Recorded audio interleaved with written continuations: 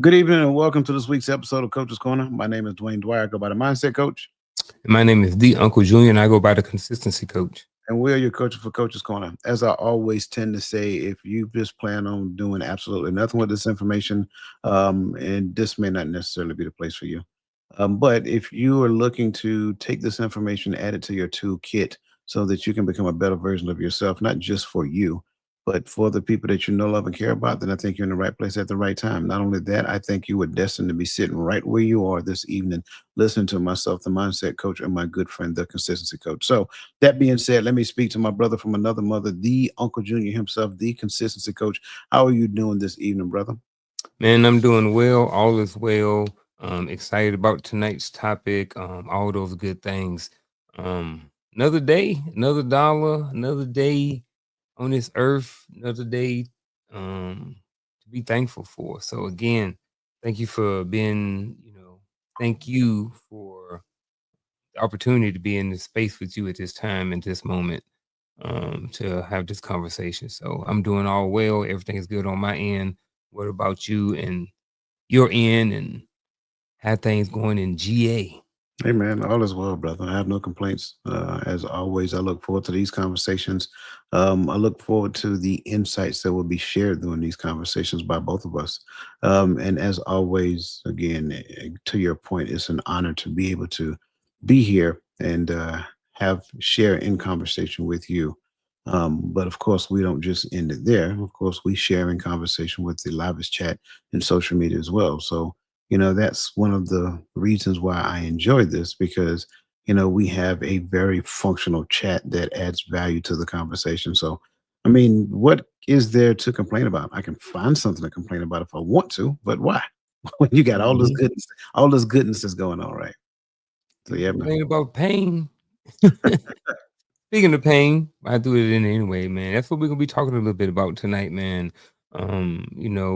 As we are, you know, right around a half a century old, we've been through some things and we've had some pain, and there have been some lessons learned through pain, different types of pain, all of that. So first thing I'm gonna do is, man, I am gonna actually do a monologue tonight. So I'm gonna do this monologue and then we're gonna come back and we're gonna start the show. All right.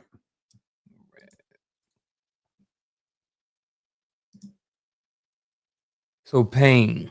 Pain is something we all face, but it wears different masks. For some of us, pain looks physical, the sore knees after a long run, the backache after years of grinding. For others, it's emotional, the heartbreak, the disappointment, the feeling of rejection. And then there's the mental pain, the stress of responsibility, the weight of uncertainty, the exhaustion of holding it all together. The question is whether pain will come. The question isn't whether pain will come, it will. The real question is, should you push through it? Can you push through it? And more importantly, why? Let's start with should you.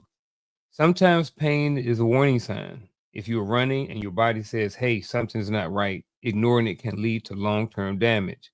In life, in life, that's no different. If you're in a toxic relationship, a draining job, or mindset that's slowly killing your joy, pushing you through blindly may not be the solution. Should you? Maybe not. Sometimes wisdom is knowing when to stop and heal. Now, can you? That's where resilience comes in. Most of us are stronger than we give ourselves credit for. You've already survived some of the hardest days of your life and you're still here. You can you endure more? Often the answer is yes, but endurance requires more than grit. It requires support, strategy, and perspective. You can push through the pain when you've built the mindset and the community to carry you. Finally, the why. Why would anyone willingly push through pain? Because on the other side of pain, there's growth. Ask any athlete who's crossed the finish line, any parent who's worked 3 jobs to give their kids a better life, any man or woman who healed from heartbreak but chose to love again. Pain can be the price of progress, but the why has to be bigger than the pain. If you don't have a clear purpose, the pain will crush you. But if your why is strong enough, it becomes fuel. So maybe the real challenge isn't just deciding whether to push through pain, is to evaluate what the pain is teaching you to discern a barrier or stepping stone, and to anchor yourself a why that makes the push a why that makes the push worth it. Because in the end, pain will either define you or refine you. The choice is yours. All right, brother. With that being said, first thing you like that one? That was good. I like that. I appreciate it, man. Yeah. Um, with that being said, the first definition of the night is going to be pain. I kind of went over it a little bit right there, but pain, just kind of set the tone for us in the audience, is a sign from your body or mind that something requires attention. And then I broke that down into two other categories. So you have productive pain, which is discomfort that leads to growth or development. And then you have destructive pain that causes injury, trauma, or regression. So the first question of the night is this: is pain necessary for growth? And if so, can it eventually lead to self sabotage? And that's why I will go back and address the first definition for pain. Because, in my humble opinion, I don't think it's just a signal from the body or mind that something requires attention. It is a signal from the body or mind that something has changed or is changing. Mm. And when you look at that, that incorporates whether it requires attention or not. Some pain that we go through, we need to sit in it so we can grow through it. So Mm. when you ask that first question, is pain necessary for growth? It's a different type of pain. But yes, it's called the pain of getting out of your comfort zone. Right. So Mm. when you look at growing outside of your comfort zone, it's uncomfortable. It can feel, you'll go through a number of different variations of some type of pain. But really, that pain is you getting over the version of yourself that wants you to stay in that comfort zone, that keep wanting you to go back. Can it eventually lead to self sabotage? I believe that self sabotage is when you pull yourself out of a growth track.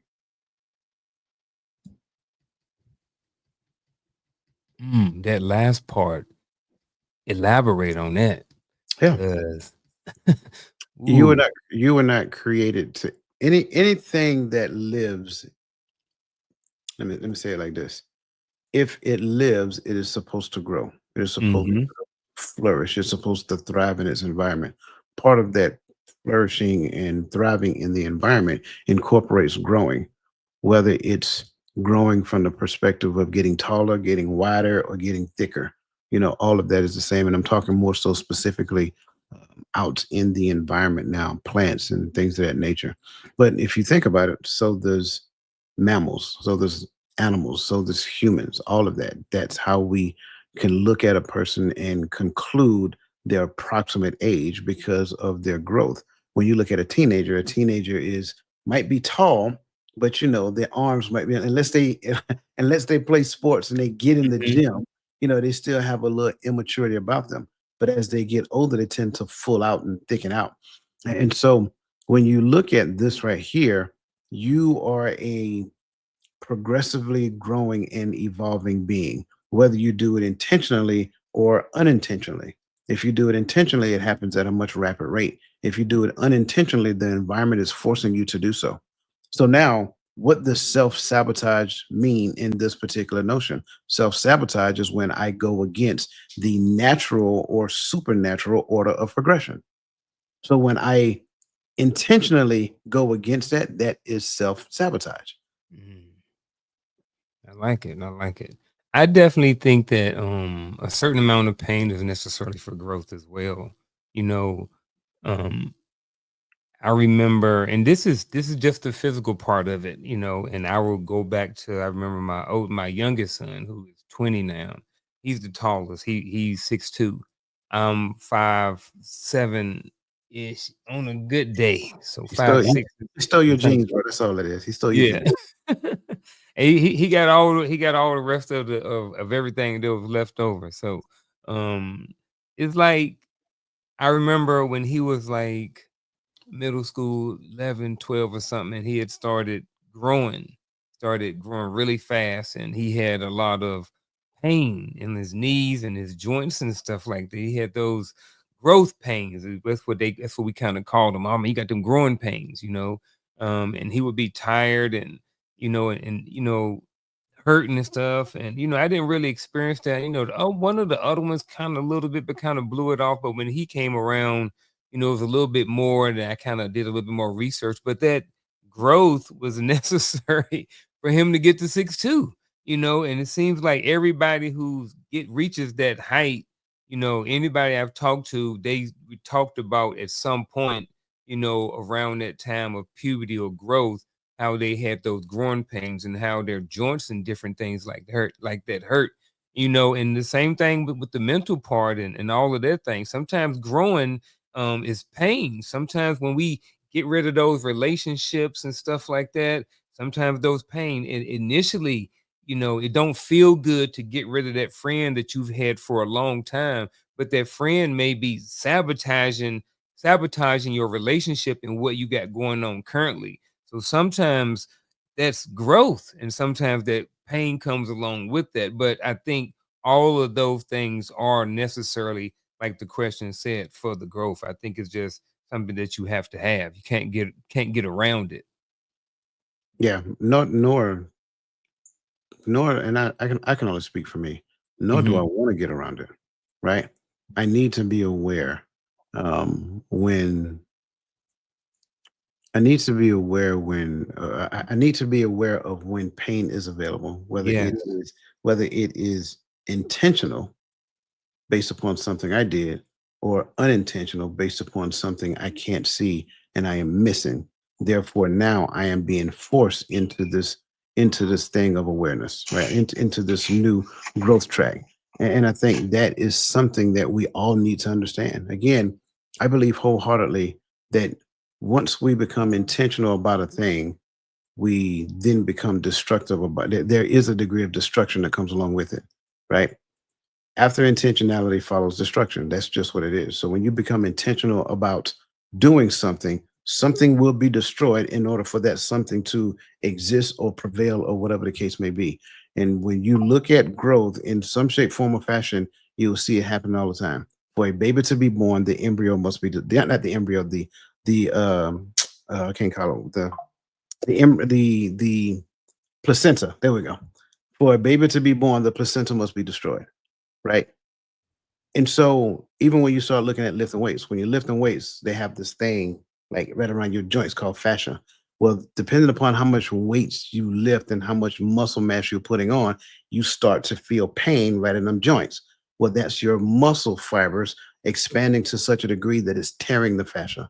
So it's like all of that exists. It doesn't matter which direction you want to go with it. As soon as you become intentional about something, something will be destroyed. Pain is I'm thankful for pain, even physical pain, right? I know people who have been in wheelchairs, people who have disabilities. They can't necessarily feel pain. You know, pain is a trigger. Pain is a sign, like that there's something's there. It's an alert. When my stomach hurts, right? I'm like, and I'm in pain. I can look back. Why is my stomach hurting? What did I eat? Where did I eat?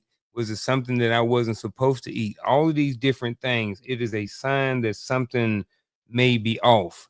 So I think there was something else that I wanted to add to the conversation as well.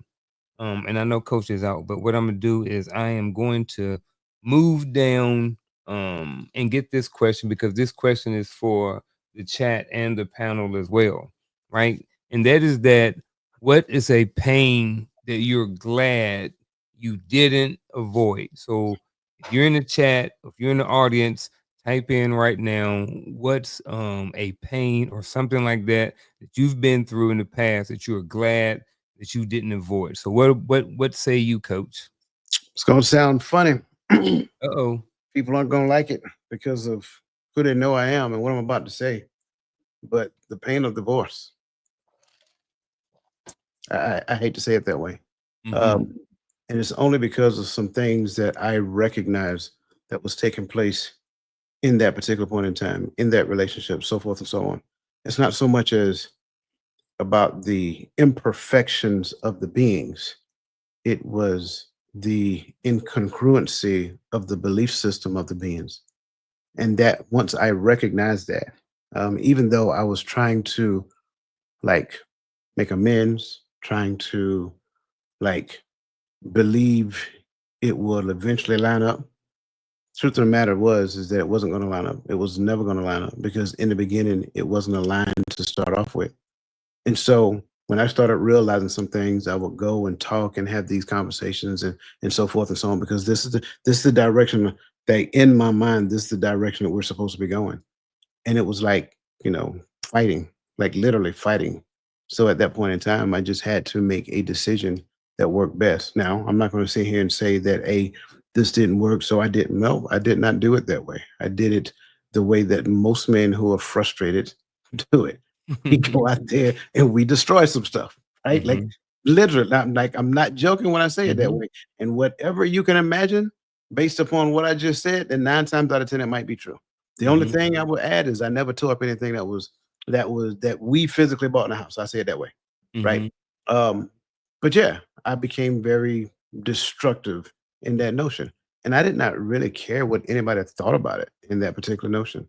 So why am I saying that it was a pain that I'm glad I went through? Because I learned a lot about myself during that particular time.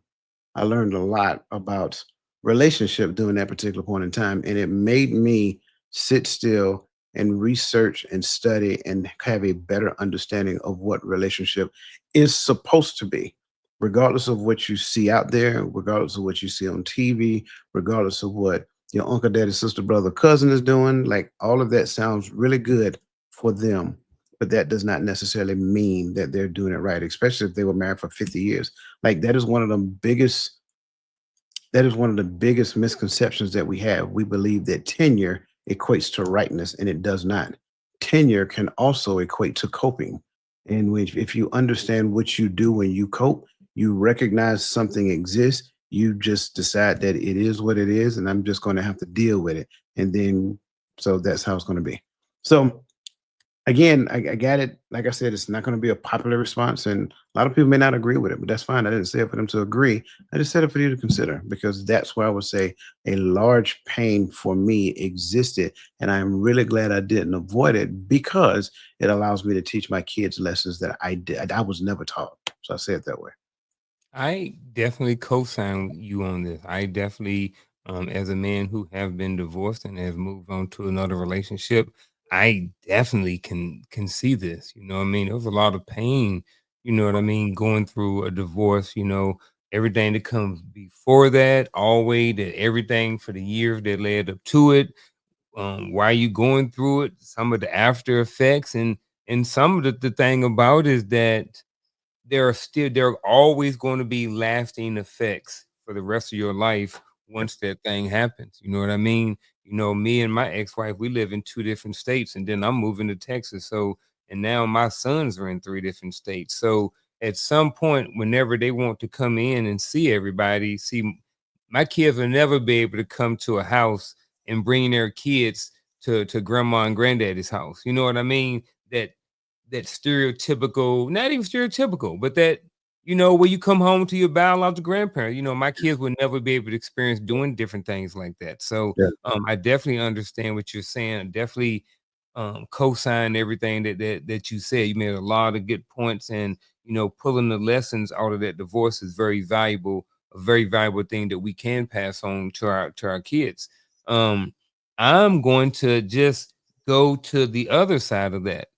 Me and Shell been together for 11 years. There's been a lot of pain that went through, especially, some of those earlier years while we were trying to understand and learn each other, from her side or from my side, some conversations, some thises and some that's and all of the above, in relationships and you in them ebbs and flows.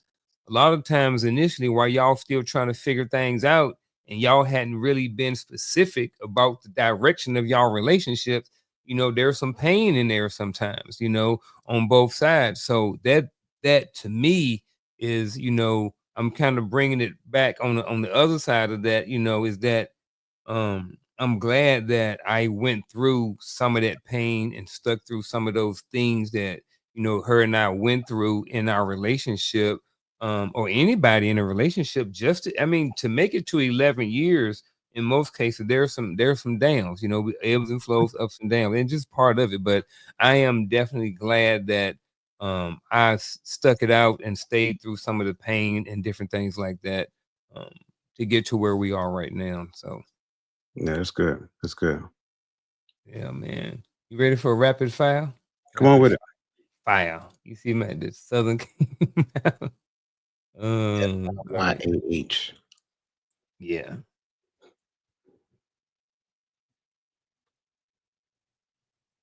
Oh, I put it up there. Okay, so I looked at my notes. I didn't put all of them up there.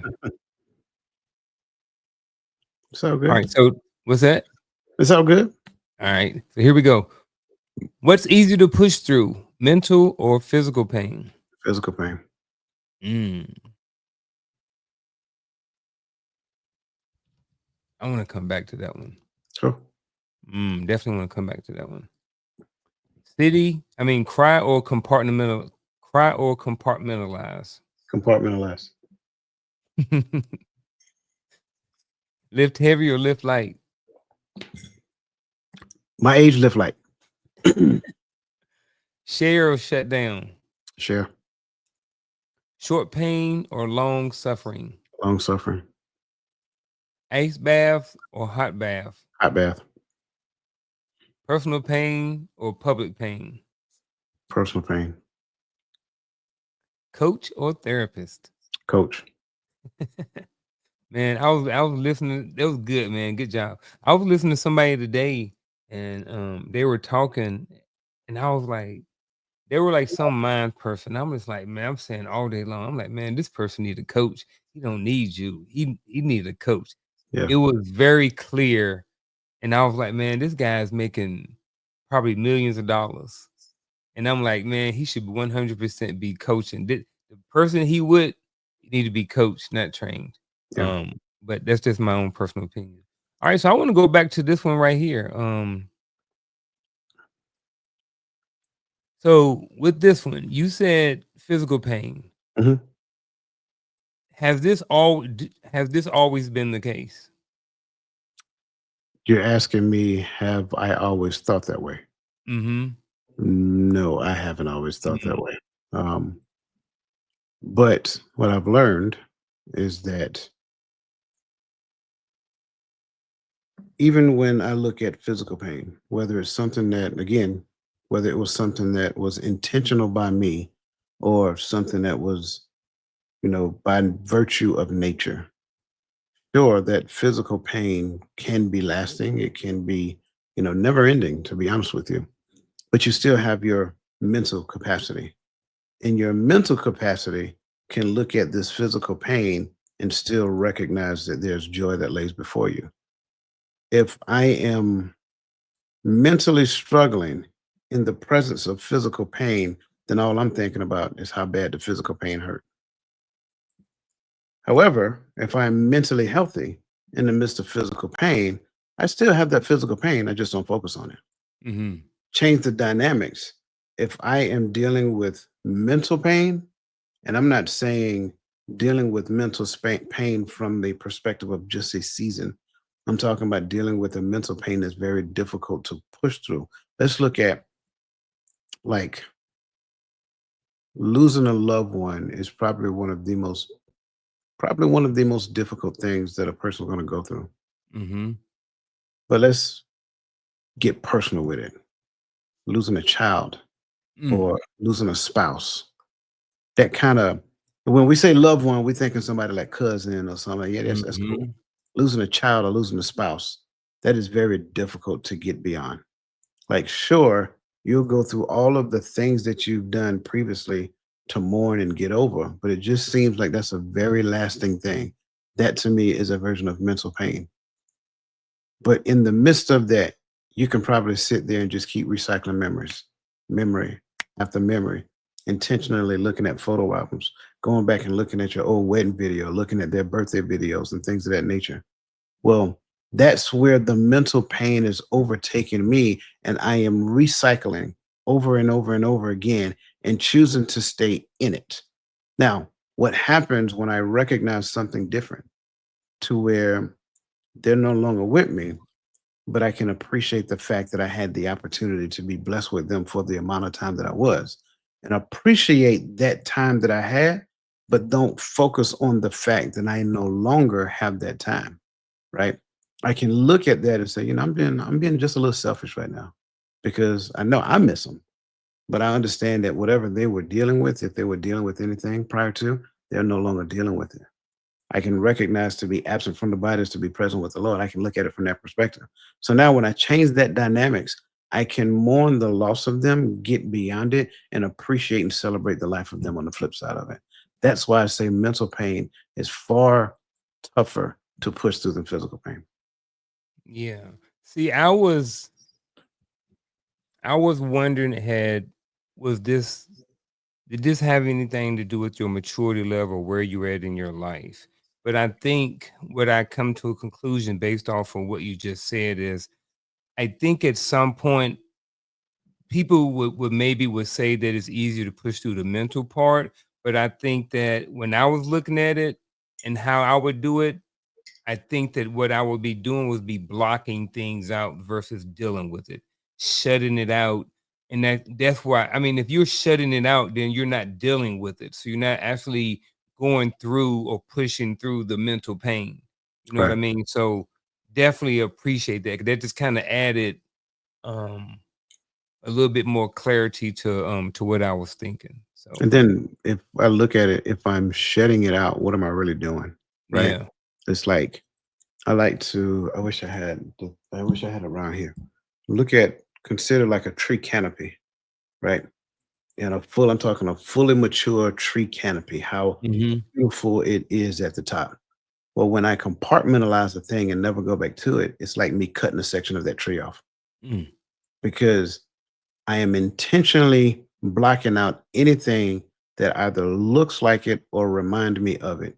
And then when someone does something or says something to remind me of that thing I placed in that corner, up on that shelf, in that section of the tree I don't want nobody to touch, then I bark at them to such a degree. Like I literally to verbally assault them because I have never taken the time to address this thing that I've set aside. So it's almost like I'm cutting off a section of me for the sake of not choosing to deal with that. mm. I like that. I like that. Here's another one that we talked about, and I think this has something to do with where we are in our age right now. Lift heavy or lift like, hey, back in the day, heavy, heavy, heavy. Now, I don't want to touch nothing heavy no more. If it's too heavy, nah. Hey, junior, hey, homeboy, hey, coach, can you help me out with this? Nah. Is that how you was? You was lift heavy? Not only was I that way, but let me kind of make it make sense. Ego, wisdom. Mm. That's the difference. This gets you hurt. Mm-hmm. This creates density. Now, I'm not saying that this doesn't create density, but Mm-hmm. this creates a more lasting effect. This right here has the ability to make your bones brittle, especially depending upon what you're lifting, because you can get micro tears and things of that nature. See, it's a whole. I can have a whole laundry list long conversation about just those two topics alone. Mm. I like it, man. I like it. Sometimes we may push too far. So I'm gonna go on. I'm gonna go first on this one because I got a story from Korea on this. What's the time you push too far? So R.I.P. Tyler Presley. That was my most favorite soldier in the army. He passed away a couple years ago. All of those things. But when I was in Korea, um, I used to go to the gym, and I was in the ego portion of my life where I was still lifting heavy. I was about 37 years old. This was right before I met Shell. So I was in the gym all the time, had went to Korea. The goal in going to Korea was to be separated for a year. So when I come back, I could get my divorce. Instead of North Carolina, they want you to be separated for a year before you go and file for divorce. So that was my plan. I got there, I was in the gym, I was lifting weights, I was squatting and stuff. I don't know how much I was squatting. I was front and squat. I think I was front and squatting like 225 or something like that. And he was at work and he was running his mouth talking about, yeah, the reason why Sar Martin can lift all that weight because he ain't going but to but but to ground, right? So I was like, man, I'm gonna show him. Man, I threw on some more weight after that, and I started going butt to ground. Man, next thing you know, man, I mess around and hurt my back, mess around with that joker, man. So I definitely pushed too far because I'm over there listening. I'm 37. He 20 years old. He's 17 years my junior. And I'm over listening to him about lifting weights and something in the gym when I've been lifting weights longer than he been alive. And I didn't let my ego and listening to what somebody else said push me to the point to where I had to mess around and hurt myself. So definitely that's a time, just one of the many times where I definitely pushed too far. I don't. Did I hurt myself working out? Sure, but I'm trying to think of a time, like from a mental perspective, me pushing too far. Um, yes, it's like sure, I can talk about degrees. I can talk. I don't know. I just keep it simple, man. When being when we're deployed, right? When you're deployed, the only thing you do is work out and eat until you go out on mission. And you know, some people know it. They've seen the videos. But I used to leg press 1,100 pounds. Um, yeah, exactly. Stupid. I'm just gonna call it what it really is. That is a very done. Like I said, ego. Well, one day, because if the heavier the weight is, the slower you should come back. Mhm. But some people don't look at it that way. And that day, I was amped up off of, pre-workout and C4? rip it, pre-workout, Rickets? pre-workout and rip it. Yeah. And I pushed, I extended my leg all the way. I unlocked the lever and I let it come all the way back. And I heard a loud snap right here. And it was like, if you don't know your rib cage, you got the bones, but then all of that on the end is cartilage. So it's like the bone, cartilage, the cage, cartilage, and then so what happened is the bone popped out and popped back in. Mm, Man, talk about something that was excruciating. I couldn't cough, I couldn't sneeze, I couldn't laugh for like 2, 3 straight days. So if mm, you trying to crack a joke, I'll walk away from you, man. Don't make me laugh. Don't make me laugh. mm. It was yeah, that was terrible. So I would say that would be an example of pushing too far. Again, Yeah, ego. man. You do things with your ego. Ego lifting. But I think, man, we all done been there in the gym, man. Ego lifting. I didn't seen people do it. I didn't seen a whole bunch of videos online where people are ego lifting and stuff like that. And I think I ain't necessarily saying there's a time and place for it, but I think sometimes when you young, I ain't gonna say you should do it, but I will say that sometimes you can get something from that. And what I mean by that is that, pushing each other in the gym, ain't necessarily a bad thing. I've been to the gym. Matter of fact, when I was talking about Presley, we used to go to the gym all the time. And it was something that we both like to do. It wasn't a whole bunch of people in the gym it wasn't a whole bunch of people in our unit that used to go to the gym.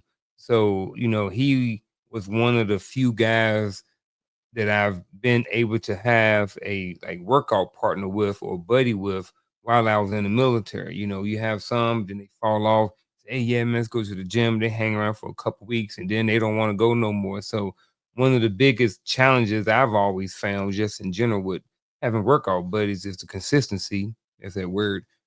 With having a workout body. So I was just like, man, I would do it on my own. So um have you ever regret avoiding pain? I want to say yeah. Um, Mhm. and I think a lot of times when it comes down to like the height of the goal that you set, sometimes we buy into the logic of others and we set goals that we know we can accomplish.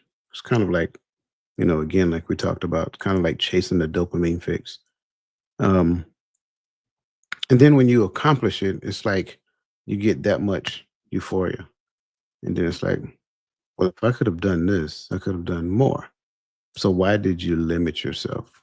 Like in that regard. And it's not a physical pain, it's more so of a I don't want to say mental anguish because I don't think it's that excruciating, but it's also like a disappointment in yourself because you did not continue to push yourself.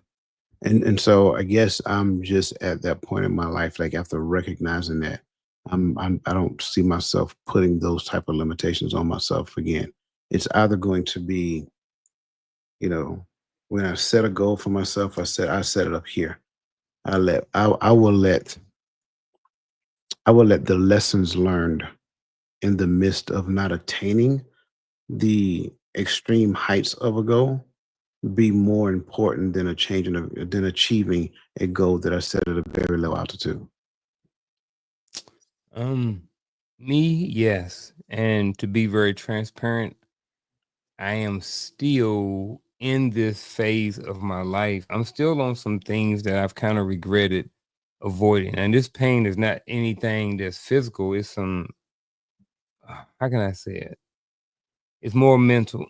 I know that there's going to be a lot of pain that comes through um, writing a book, learning more about photography, learning more about my RC car hobby, all these different things. I have been able to go certain level, but to that mastery level, I have for some reason avoided that pain to take it to the next level, to really be a master at photography, to really be a master at RC carring.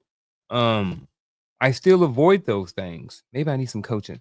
Um, I still avoid those things. Light bulb, light bulb.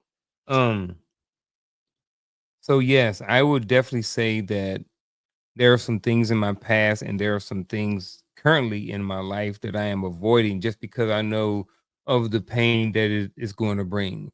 Now, I say that, but I also understand that certain things that there's a time and a place in the season. And I also understand that sometimes there may be other things that takes a priority, you know?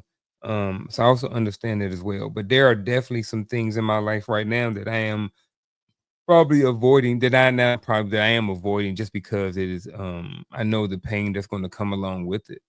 I know that when I finally I've gotten a lot of I've gotten a certain percentage of a couple of different books already written, but I've stopped because you got to do a whole bunch of research. You know what I mean? Like publish, self-publish, not publish. Do I put it on Amazon? Do I, and then you hear while you were doing your research, you get another piece of information, and then that just opens up a whole new can of information that a rabbit hole that you got to go down and research so you don't make sure that you don't get sued, you ain't plagiarism, even though those are your words and you writing them, you know what I mean? You got to do all of these different checks and stuff. And those are some of the pain that I've been avoiding, because I know it's a lot. So again, light bulb. I don't know, man. It's a lot going on in my head about that. So yeah, yeah, yeah, yeah. Here we go, man. We got another section. This one is the would you rather. So this one is only about 5 or 6 questions or so. You ready? Let's do it. All right. All right, all right. Here we go. Would you rather run a marathon in pain or quit at mile 20? Well, I gotta wait to 20. It's okay. Russ said, why I gotta wait to 20? You asked the wrong person this question. I ain't about Yeah. to run no marathon, bruh. So listen, Oh man. if I feel pain at 2, I'm out. This a wrap. Yeah. But here's the deal. The reason why this is significant because a lot of people in their first marathon, this is the stopping point. The stopping Yeah, point is mile 20. yeah. You know what I mean? So imagine getting 20 miles and you like, man, you know what? That's it. I didn't got 20 in. It's hard for me to get 20 and not do the other six. If I'm walking, I got to do the other six. I got you. Yeah. And I ain't even well, yeah. Coach said I'm good. And pick me Some up. said, "Why I got to go to 20s?" He's stopping at 2. Say less. Um, Talk about your pain or write it down. Would you rather? I don't see. This is one of those things that I don't know why I need to choose, right? Because if I write it down, I'm really talking about it. Who you talking about it to? Whoever I write it down towards. See, when you say, see, when other people see this as write it down, they Mhm. may be like put it in your journal, take note. No, I'm talking about putting it Yeah. in a book because I want to talk about the lessons learned from my pain so that other people can learn from those lessons. So if I write it down, I'm talking about it in a book for somebody else to read it. So your write it down is write it down in the book. Not yeah. So mine would be write it down in a journal. And even with this, I would go with talk about my pain. Me personally, that's what I would rather do.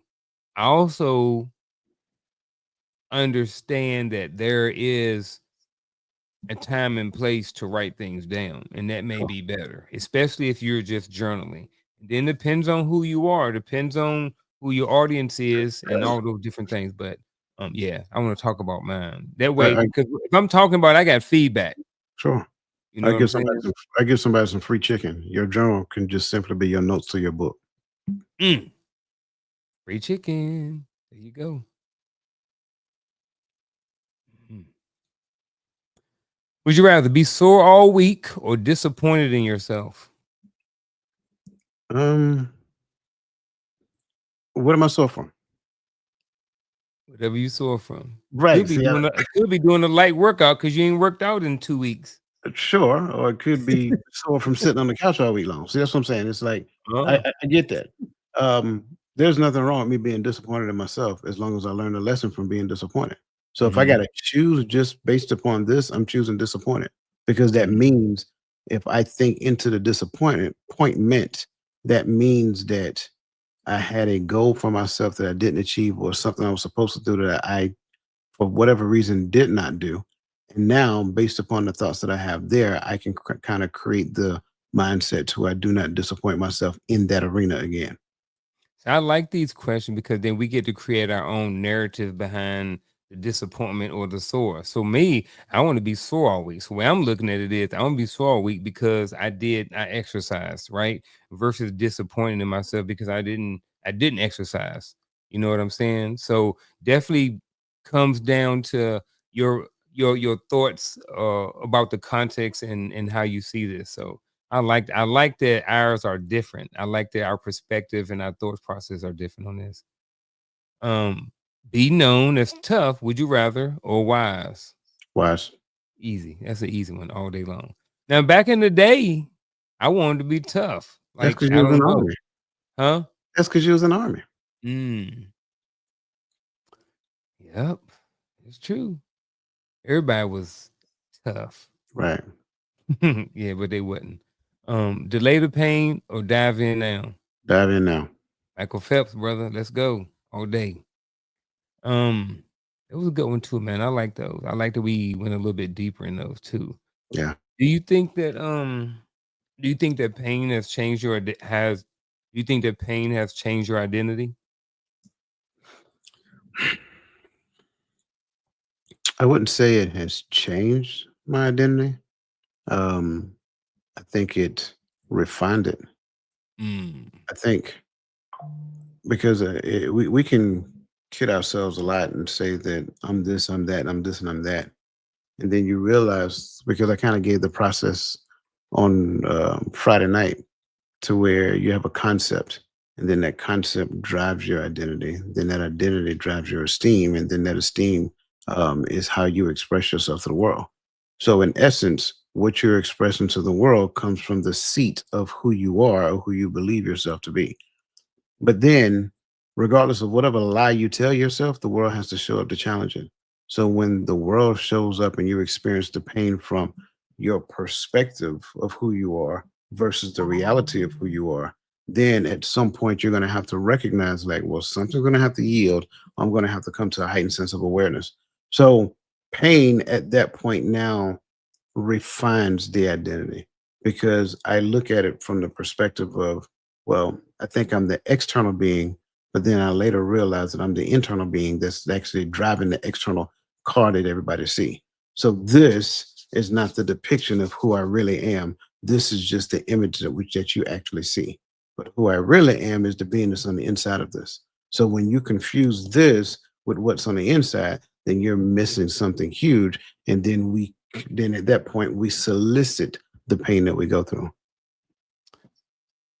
As you, I think I got a prequel to what you're saying. Hmm. What I mean by that is, I think it's earlier in my life, I would have said, and I still think right now, as I'm thinking about it, that pain did change my identity. I think there were some things that I went through that actually changed who I was. Even, I think, even all of those, even my divorce changed my identity, changed who I was. Because I don't know. So this is why I'm thinking it's the prequel, but I want you to kind of want to know if it's this or that. I don't know.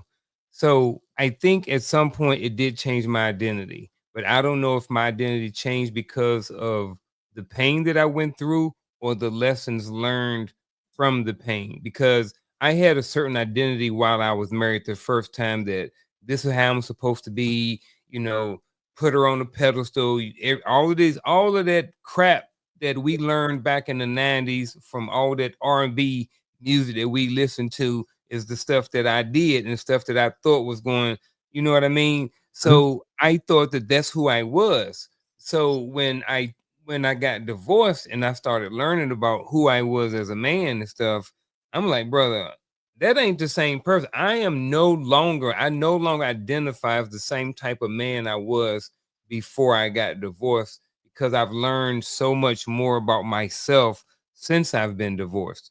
So, but now since then, I have more of a mindset like what you're saying.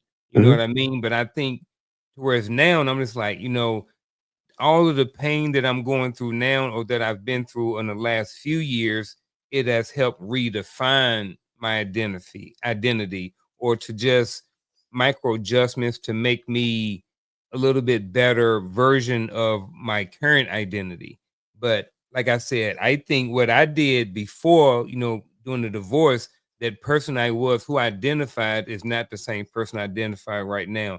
What do you think about that? So is that kind of like a prequel to that, or am I like kind of way off in left base, and left field, and I really didn't change my identity and who I really am? No, I think you explained what I just said. Mm, Everything you talked about was like you mentioned, like this is what I did. yeah. Well, when you look at what you do, that's an expression. So you Okay. were expressing from the seat of what you know, right? That's what you knew, not who you Mm-hmm. were. Yep. Let me say it again. That's what you knew, not who you were. So, in essence, when you start stripping that stuff out, all of that stuff that made you do those things, then you start putting new stuff in. But you had to Mm-hmm. strip the old stuff out first. Once you strip the old stuff out, then you put the new stuff in. Now you did things differently. That is all expression. You were created to be a particular thing. A Mm-hmm. lot of us don't realize what that particular thing is until a later point in time because we live a life based upon total expression. But we Mm-hmm. live a life based upon total expression that comes from faulty information. So that faulty information now drives that expression. But then when you realize like, wait, that's wrong, that's wrong, that's wrong, that's wrong, then you're like, wait a minute. You mean to tell me this is not who I am? So all this time I was walking around worried about what these people were seeing, and that's not who you mean to tell me that I'm sitting here in my younger years, you remember this, will you be my girlfriend? Check yes, check Mm-hmm. no, even check maybe. Mm-hmm. You know, and if you get turned down, you think it's because they're turning down the external person because that's what you do. Everything is based upon the outside of you. But then you realize something different. There's a person on the inside that was supposed to get more clout. I'm just going to use that right now. That was supposed to get more clout than the person on the outside. Why? Because we are trained to glorify the exterior of the car as opposed to appreciating the interior of the car. Now, I like the creature comforts of driving a car. I don't really care what you see on the outside. I care about what's happening on the inside. So when I look at that, Yeah, I like the do, I like the do atmosphere. You control your temperature over there, leave my temperature alone. I like the heated seats and the air conditioning seats. I love that. Right. Those are creature comforts for me. I like the fact that I can flip my mirror and it goes from just a mirror to a camera, and I can literally see whether that's a police car or whether that's just another, Dodge Charger. So Mhm. those are creature comforts for me. The same thing exists in me. We get comfortable looking at this as the creature comfort. Why? So now, when because that's how I think, I want this to be the biggest and the strongest and the fastest and the sleekest that's not even who you are. That's all that Yeah. stuff is fleeting. So now, because that's not who I am, that's not the seat of my understanding of who I am. Therefore, I don't need to express this to you. I don't need to express what these have done over the years to you. I just need to connect with you. And if I connect with you, I connect from the internal being, not the external being. Mm. Yeah, I like the creature comforts. You know what I mean? My car is 17. I got the heated seats, Yeah, the man. cool seats, all the heated steering wheel. Yeah, yeah, yeah. Give me the lickies and chewies on the inside. I With don't. you, bro. I used to when I was younger, I used to be Mm, outside washing and armor all in and waxing and all that other mm-mm. great stuff because I was concerned with how it looked on the eye. Because Yeah, when I was riding back then, I was like, yeah. you know what I'm saying? Mhm. That was then. But then I realized I might wash my truck like maybe once a month now. You know what I'm saying? It's Not that I like riding around in a dirty truck. I don't mhm, care what you see when you look at the truck, but I mhm. care how you ride when you get in the truck. Yeah, that See that? part. I think somebody just seen something just now when in this Mhm. conversation right here. Stop being so concerned about what people see on the outside. Stop Mhm. trying to show yourself to be approved by what you do on the outside. Work on the Mhm. inside of you. The inside of you is the part that needs cleaning. Where that button? I can't get there fast enough. Where is Oh, my yeah, man. button, folks? Where is my button? Where is it at? Inside, bro. Clean out the inside of your car. Moving right along, folks, to the next question. For Coach get in trouble, I'm trying to save the show. You hurt somebody's feelings, they ain't gonna come back next week. Look, come back next week, even if your feelings were hurt. It's okay. With that being said, ladies and gentlemen, here we go. This is another question. What role does faith play in how you handle pain? Every role. It plays every role. I kind of gave an example previously when we was talking about the physical pain versus the mental pain. Yep. That's the perfect example. When you understand what faith in essence is your ability to focus on a future that is desirable, a future that was promised to you. If you have the ability to keep your mind fixed on the future, then you're not necessarily keeping your eyesight on the pain. You may feel the pain, but your focus is still in the future. So when you ask what role, it is the role. There is no other role to play. I agree with Coach. And to add on, it's just like this. Like when my stomach started hurting for a little bit, I'm just like, dang, man, this sucks. But I don't worry about it. I just matter of fact, when was it? A couple weeks ago. I think I was we on vacation or something. I don't know, something happened. And my stomach was hurting and I was bad, man. I was sweating and everything. And Shell said something to me. And I'm like, she's like, what you gonna do? I'm like, just gonna push through it. You know what I mean? It's like because I knew on the other side of that, I knew eventually I was gonna be okay. Yeah. But I just knew that I'm going to be healed on the other side of that. So there's no Mhm. need in sitting here worrying about is sit down, buckle up, and let's just get through it. You know what I Mhm. mean? And that's just what happens. And a lot of times, especially with mental stuff, you know what I mean? We break up with somebody, we lose our job, somebody decide that they don't like us no more, and we forget all about the faith and everything that we had when we applied for the job. You know what I'm saying? It's like it's going to be okay. You know what Yeah. I mean? It is your like you said that light at the tunnel letting you know that things are going to work out and that things are going to be okay and that you're going to be able to get through that pain. Yeah. So that's, to what you're saying, it's all of that, you know what I mean? So I don't know how you kind of handle pain without it. So I will add this piece to it, and I see what time it is. So I know we got to keep moving forward. mhm, A lot of times we want to pay attention to the pain, right? And we end up taking our eyes off of the promise. We're supposed to keep our eyes on the promise. Whatever is happening in the pain, I don't want to give the impression that how you're feeling is immaterial. But like I always tend to say, how you're feeling is for you. When I do the proper analysis in that particular moment, how I'm feeling is trying to teach me a lesson that I am rejecting. That's why I'm feeling that way. And the longer I reject it, the longer I feel that way. So when I stop rejecting it and listen to the lesson that my pain is trying to teach me in that moment, then I become the person that can actually achieve the promise in the end. did you say pain is for me? Pain is for me. Ugh. Yeah, some people ain't come back next week, bro. They hear this stuff. Think about it, man. It doesn't matter. Stepping on toes, brother. It doesn't matter what we talk about. If I go Yeah. to the gym and work out and lift heavy weight, Mhm. that pain is for me. Pain Like is I for told you me. when I was a gym rat, I felt that if I did not feel, if I wasn't sore the next day, that was information that told me I did not do enough the day prior to in the gym. So now I'm gonna go harder in the paint when I go to the gym. That's what pain talked to me about. So Mhm. now moving forward, it doesn't matter where you go, pain speaks to you and it's trying to teach you a lesson about you. So the question is, can I get out of my own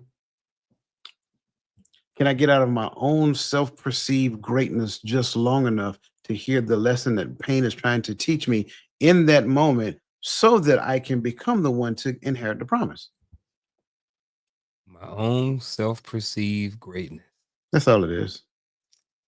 Bruh, somebody ain't got no toes right now. You stepping all on toes today. I like toe stepping topics But because they're reminders sometimes. All right, you know what? I ain't perfect. I got some things. I got some minor adjustments and stuff like that that I need to work on. We're all constantly growing. So I sure. take some toes. I hope you stepping on some toes. Only if, only if you allow it to move you off your spot. Yeah, that part. Ladies and gentlemen, fact or myth? We about to wrap up over here. If We go the first one. Myth. Pain always means stop. definitely a myth. Myth all day. I think at times it means stop. You said, Unless you're the mindset coach, they agree to do a marathon. there you go, ladies and gentlemen. Stop. 2 miles. I'm stopping. Stopping at 2. Pain builds character. Fact. Fact. Fact. I literally just said that. Yep. All day long. All Yeah. day long. Pain tolerance is genetic. No, myth. I would say myth to that. You can go stronger through emotional pain. I would say it's a fact. I think you can grow stronger through any kind of pain. I agree. Emotional or physical. All pain should be avoided. Definite myth. Myth. Myth. But see, I agree that this is definitely 100% a myth. What I don't agree with is when you see it broadcast. I'm gonna step on some parents' toes.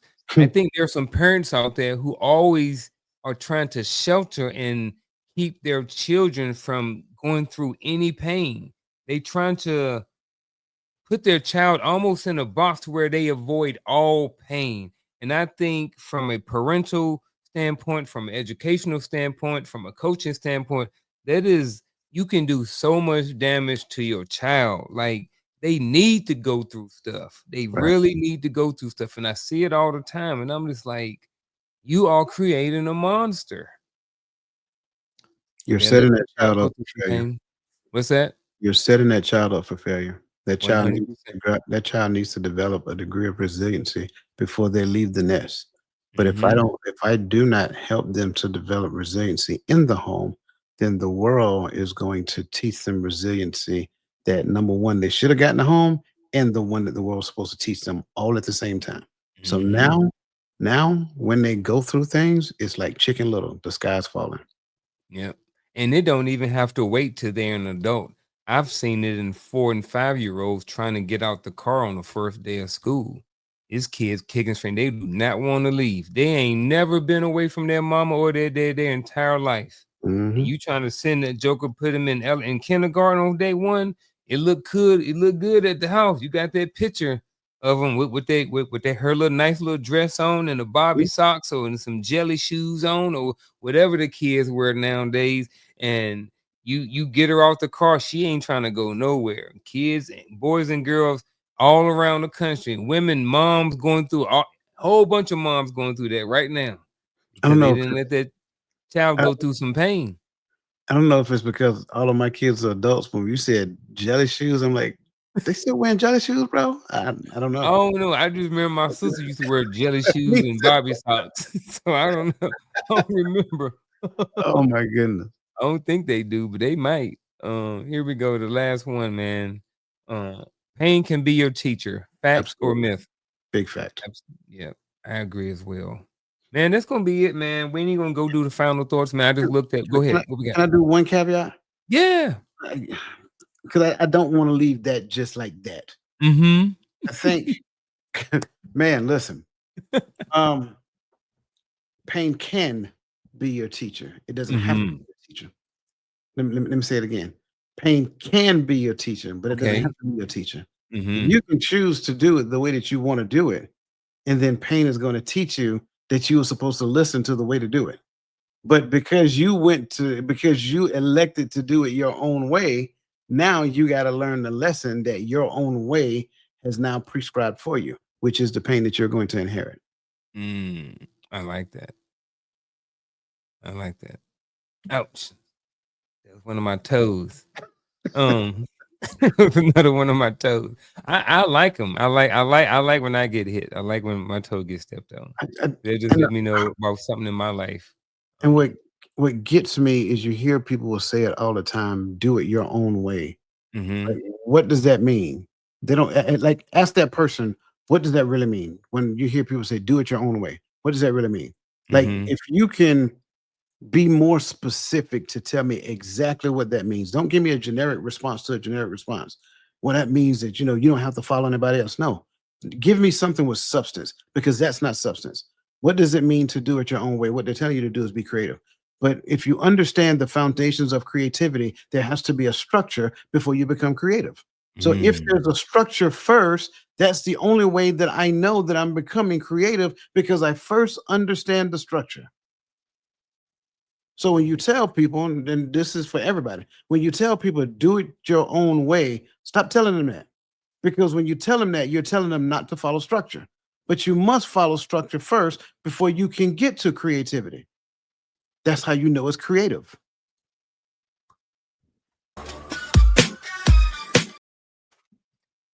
in the midst of all the toe stepping today, coach has still been dropping bombs today. He's still been dropping gold nuggets all day long. I had Man, a this nap. I had a nap huh? before the show. That's what it was. Bro, no wonder, bro. You've been on freaking fire today. I've been, man. All we ain't doing a actionable device. The actionable device is go back and watch this 2 more times. That's it. Cause this was a good one. This was a real good one. Like, yeah, this is a real good one. Um, I wasn't expecting it to go this way. I had high expectations, but it exceeded all my expectations of this conversation. So definitely appreciate that, man. Tuesday, um, Coach's Corner. We will see y'all Friday. Hearts of Men. What else we got going on? Reframing the image of relationship on Saturday. Mhm. Yeah.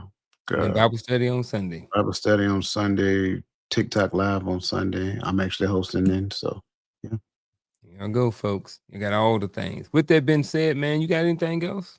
I have nothing else, bro. I'm I tap don't dry. need it, man. I like it, man. Yeah, mic drop. Have a good night, folks. Peace out.